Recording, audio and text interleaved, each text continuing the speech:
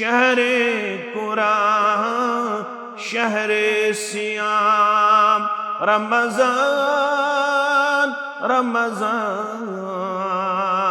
रमजान रमजान। अस्सलामु अलैकुम वरहमतुल्लाहि वबरकातुह। अल्हम्दुलिल्लाहि वकफ़ा वस्सलातु वस्सलामु अला नबिय्यिल मुस्तफ़ा नबिय्यिना मुहम्मदिन व आलिहि व सहबिहि अजमईन अम्मा बाद। क़ाल अल्लाहु तआला व तबारक फ़िल फ़ुरक़ानिल हमीद वल क़ुरआनिल अज़ीम बाद अऊज़ु बिल्लाहि मिनश शैतानिर रजीम ततजाफ़ा जुनूबुहुम अनिल मज़ाजिइ यदऊना रब्बहुम ख़ौफ़न व तमअन व मिम्मा रज़क़नाहुम युनफ़िक़ून फ़ला तअलमु नफ़्सुम मा उख़फ़िय लहुम मिन क़ुर्रति अयुन जज़ाअन बिमा कानू यअमलून। सामीन नाज़रीन, अल्लाह ताला करिन सोन रोज़दारी पन्ने दरबार कबूल। यथ माह रमज़ान के सीरीदस अंदर तोह ब्रोह कन वनकस अकिस अहम प्रोग्रामस तहत वनकस तोह सत मुखातिब यथ अंदर कत करो आज क़ियामुल लैलस मुतल्लक यानी रात हज़ नमाज मुतल्लक। यथ रमदानस अंदर मुसलमानन पेवन अख नमाज इज़ाफ़ी तौर अदा करें यथ वन तरावी वन सलातुल लैल वन क़ियामुल लैल। तो हाफिज़ इब्न रजब अल-हम्बली रहमतुल्लाहि अलैह लेखन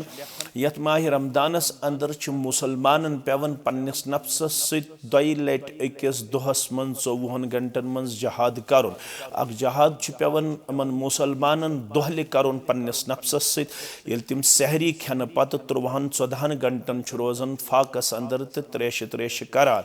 और अम सात तम पन्निस नफ्सस सत जहाद करन अमे लिहाज कि अल्लाह ताला राज करने खतर 13-14 घंटन हज फाक कशी तो 3 रोजुन बर्दाश्त करन। वन यम सात यमन अल्लाह ताला खुशी करन अता लिस्साइम फरहतान अकिस रोजदारस जु खुशी तिमन खुशियन अंदर गोडनिच खुशी इन द अफ्तर या इन द इज़ा अफ्तरा यम सात सु पनुन पान करन इफ्तारस अंदर पेश यम सात सु पनुन पान करन गुरूब आफ्ताब पत यह रोजन मज इफ्तारी हिंदिस किरदारस अंदर पेश अम सात रोजदारस इंतहाई ज्यादा खुशी आसन। तो मगर बशर आसने किन यम सात अख इंसान इफ्तार करन अम पत बाज़े अकिस इंसानस जिस्म तकाद करन कि मे गोस वन आराम आसन। हाफिज इब्न रजब अल-हम्बली रहमतुल्लाहि अलैह लेखन फरमावन कि आम दोहन अंदर शामस तो खपतनस दरमियान शोंगुन मना। आम दोहन अंदर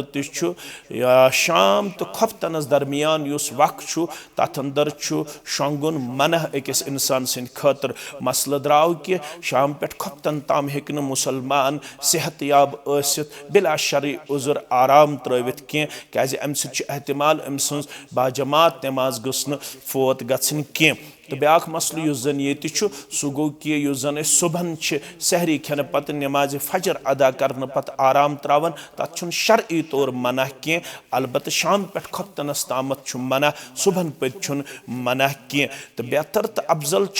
अगर अख इंसान सुबहन तुलुए आफ्ताबस ताम तथ जाय बेहि यथ जाय अम नमाज फजर आसि अदा करमज अगर अमिस उज़ुर आव पेश पत अगर यह वजू करने गो अमिस कर शरीयत मना क्या यह तम सिंद खतर यमिस कह उज़ुर पेश सह ठहरन तथ जाय यथ तम फजर आसि अदा कर्मुत तम पत पड़न सह कम अज कम 2 रकात नमाज इशराक ज़्यादा खुद ज़्यादा 8 रकात तम सिंदिस नाम आमालस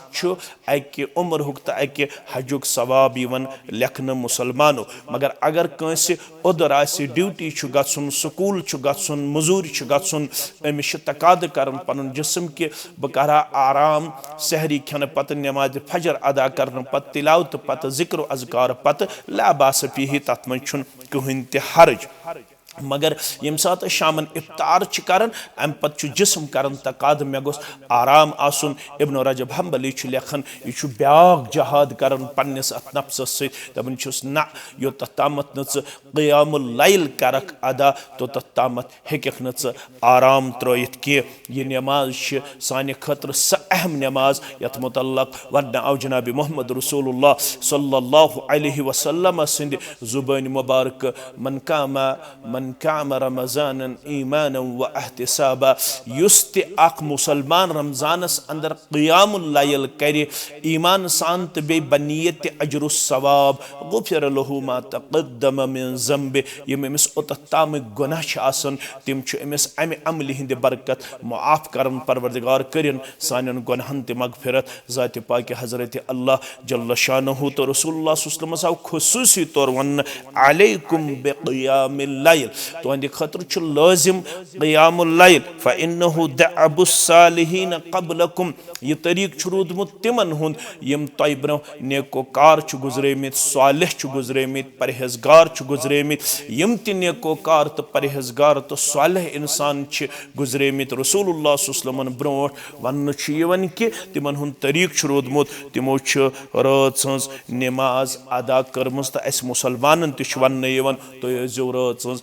नमाज अदा करन तो आज छ तथ वनन क़ियामुल लैल अम सित क्या मेलवु तय वहुव कुर्बतुन इला रब्बिकुम गडनुक फैज तो गडनुक नफा तो गडनुक फायदे तो गडनुक वाद तो गडनिश खुशखबरी छ क़ियामुल लैल करन वलिस अम सित छ कुर्बे इलाही हासिल गछान बंद छ अल्लाह तालाहस करीब गछान बंद छ रब्बुल आलमीनस निश महबूब बंदन अंदर शामिल सब्दान दोयम व मुकफ्फरतुन लिस्सय्यात दोयम छ यम बुराई छ आसन बतकादे बशर गमस तिम छ नामे अमाल अंदर मिटावन यवान त्रेयम छ व मनहातुन लिल इस्म तो यही छ स अमल यम सित अख मुसलमान छ हकन गुनाहों निश पनुन पान लोभ थयित दूर थयित युस क़ियामुल लैल करन वोल आसे तमिस छ गुनाहों निश ते नजात दिवन ज़ात पाक हज़रत अल्लाह जल्ल शानहु अवयावन मुस्लिम किताबुस सियामस अंदर अफज़लुस सियाम बाद रमज़ान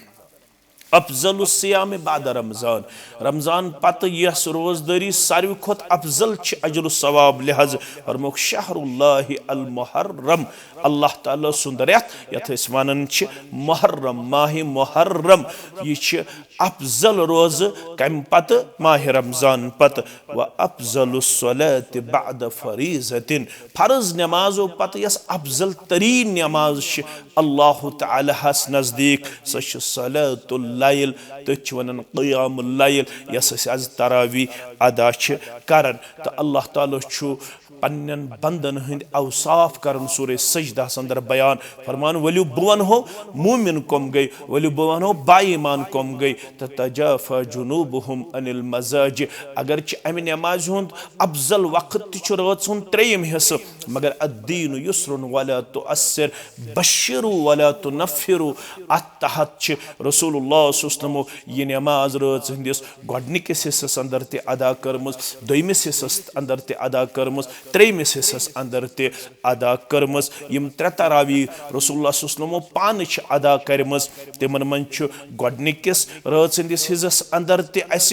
हदीस मेलन दोयमिस हिस्सस अंदर ते सबूत मेलन तो त्रेयमिस हिस्सस अंदर ते सबूत मेलन क्या रसूलुल्लाह सल्लल्लाहु अलैहि वसल्लम येले दोन चीजन मज कुन चीजुक इख्तियार दिन यवन हमेशा पन्ने उम्मतुक पासु लिहाज थवन पैगंबर करीम सल्लल्लाहु अलैहि वसल्लम तिम सु तरीक पसंद करन युस न उम्मत खतर गिरा आसे युस न उम्मत खतर गोब आसे पैगंबर सल्लल्लाहु अलैहि वसल्लम सुई चीज करन पसंद युस जन आसान आसे लिहाजा कर रसूलुल्लाह सल्लल्लाहु अलैहि वसल्लम उम्मतस ये एहसान के तिमो अल्लाह ताला सिंदे इजाजत सत यह नमाज रात सिंदिस गोडनिकिस हिस्सस अंदर ते अदा करमस तो अल्लाह ताला फरमावन ये मेन तिम सिर्फ माह रमजानस मज योत यह क़ियामुल लैल करन तिम वरी किस वरियस यह किरदार हावन ततजाफा जुनूबुहुम अनिल मजाज यदऊन रब्बहुम खौफन व तमआ तिम पनुन नरम तो गर्म बिस्तर अलग करन और उसके बाद अल्लाह के हुजूर गिड़गिड़ाते हैं बिलबिलाते हैं दुआएं मांगते हैं एक तरफ उनको जहन्नम का खौफ रहता है और दूसरी तरफ उनको उम्मीद रहती है कि अल्लाह मुझे ज़रूर जन्नत अता करेगा अल्लाह ताला करिन यत उम्मतस जन्नत अता तोहित में जन्नत अता बाईमानन हुंद वसफ बयान करन आमत वो लोग रात की नमाज कभी नहीं छोड़ते हैं रात की नमाज में वो अपने आप को वफादार वफाशार पेश करते हैं क्योंकि ये वो नमाज है जिससे अल्लाह का कुर्ब हासिल होता है यम अल्लाह ताला सुन कुर्ब हासिल गसन और जो दुआएं हम मांगते हैं वह अल्लाह के हुजूर ज़रूर कबूल होती है। लिहाजा हमें चाहिए कि अस पज़ यम नमाज अदा करें। रब फरमावन बेशि तिमन ब्याक सिफत ये तिम अल्लाह ताला सिन खतर पन नरम तो गर्म बिस्तर त्रावन पत खौफ सान तो उम्मीद सान अल्लाह ताला ज़र पर करन। रब फरमान व मिम्मा रज़क़नाहुम युनफ़िक़ून, जो हमने उनको रिज़्क़ दे के रखा है उसमें से वो लोग खर्च करते हैं, उन तक पहुँचाते हैं जो हकदार होते हैं, जो साइलीन होते हैं। तो रब फरमान फला तअलमु नफ्सुम मा उख़फ़िय लहुम मिन क़ुर्रति आयुन, यमन बंदन छन पता अमे क़ियामुल लैल की बरकत तो अल्लाह ताला सिंध वत मज खर्चावन की बरकत क्या अल्लाह ताला हन तिहजन अछन हंद ठंडक खतर थोमुत तैयार यस तिमो तगदो साई कोशिश यथ दुनियास मज रूजित कर्म तमुक बदल क्या दी तिमन यम से तिहजन चश्मन ठंडक मेले अल्लाह ताला सिंदिस दरबारस अंदर। लिहाजा पन्न बचन करियो आदत, पन्न मस्तूरातन करियो आदत, आज नुक मस्जिदन अंदर लड़ रटुक अगर तिमन ओंग ती अगर तिमन जामन ती वनकनस अगर वो अपने आप को मुख्तलिफ सूरतों में पेश करेंगे लेकिन उन सूरतों को आपको खैरबाद करना है, उसके बाद उनको आदी बनाना है कि ये नमाज मुसलमानों के लिए बहुत ही ज़्यादा तवज्जो की मरकूज़ है। अत नमाज कुन गस मुसलमान तवज्जो आसुन मरकूज़ क्या ये नमाज अल्लाह ताला नज़दीक निवन बेश अम अल्लाह ताला पन्न बंदन हंद दुआ तो पन्न बंदन जन्नतुल फिरदौस अंदर दिवन जाय। अल्लाह ताला करिन अस ते सोन क़ियामुल लैल कबूल, बे दिन अस अल्लाह ताला ज़्यादा ज़्यादा नमाज पढ़नुक तौफीक, क़ियाम करनुक तौफीक क्याज़ अत मज गस क़ियाम करुन ज़्यादा, अत मज गस रुकू करुन ज़ूठ, अत मज गस सुजूद करुन ज़ूठ तो बे गस तिलावत ते पढ़न वरत्तिलिल क़ुरआन तरतीला। अगर तो कमी कुरान पाक पढ़ो लेकिन पढ़न गस तरतील सान, कुरान मजीद सद गस न ज़्यादती करन की तो एराबन हुंद गस ख्याल थाउन, तजवीदुक गस ख्याल थाउन, वक्फुक गस ख्याल थाउन क्या दे रसूलुल्लाह सल्लल्लाहु अलैहि वसल्लम आयत तस्बीह अत नमाज मज पढ़न पत रब्बुल आलमीन सज तस्बीह करन बयान, आयत नार, आयत जहन्नम तो आयत वईद यम सात सिवन, उसके बाद अल्लाह से पनाह मांगा किया करते थे। अल्लाह ताला निश पनाह मंगन अस ते पज अत उसवस पे पनुन पान करुन कारबंद पेश, वफादार वफाशार पेश। रब करिन सोन क़ियामुल लैल ते कबूल, सोन रुकू सोन सुजूद तो सोन क़ियाम ते करिन कबूल, बे करिन हमो ते गमो निश आज़ाद। व आखिरु दअवाना अनिल हम्दुलिल्लाहि रब्बिल आलमीन। अस्सलामु अलैकुम व रहमतुल्लाहि व बरकातुहू।